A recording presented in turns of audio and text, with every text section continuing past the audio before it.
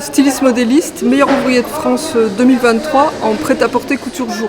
On vient ici pour exposer et faire des ateliers démonstratifs. Donc moi je vais faire un moulage d'un vêtement en partant d'un croquis, comme ce que j'ai fait à l'épreuve finale pour le concours de meilleur ouvrier de France. On part d'un croquis, on fait une toile et ensuite on fait un patronage. Alors là je ne vais pas tout faire, je vais faire juste l'étape de la toile.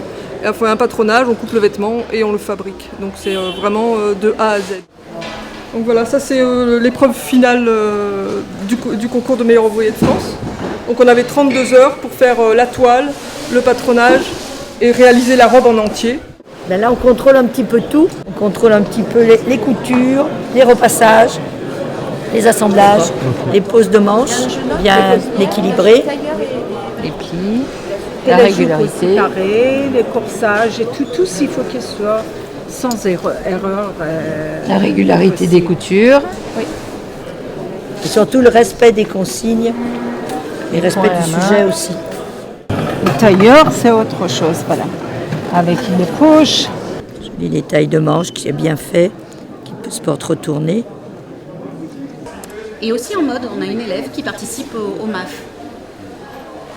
Donc on a fait un défilé au lycée Marie-Laurencin à Riom. Et c'était un défilé sur les Jeux Olympiques. Et donc là, c'est la robe des trophées. On avait donc le bronze, l'argent et voici l'or, qui n'est pas fini d'installer. Donc la surprise plus tard.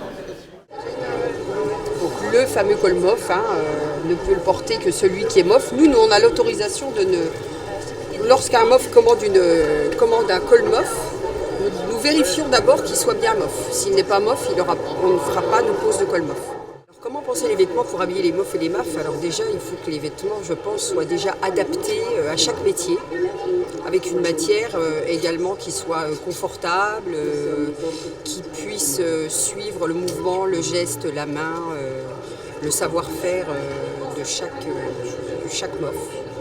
Pour marquer justement les 100 ans des MOF, nous, en Bragard, on a voulu confectionner une veste un peu particulière, une veste événement. Alors c'est pas du tout une veste qui est dédiée à être portée, c'est une veste qui est dédiée à illustrer le savoir-faire. Alors les savoir-faire en général, mais aussi le savoir-faire de la maison Bragard.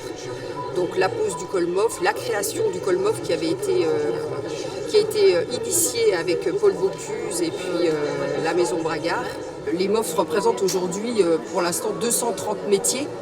Et je ne voulais pas mettre l'accent particulièrement sur un métier. Je voulais justement que cette veste, elle honore le savoir-faire, l'excellence à la française. Donc ici, on a le pôle de la mode avec haute couture, tailleur pour hommes, couture prêt-à-porter, dentelle, broderie. On a aussi des sabots qui ont un siècle.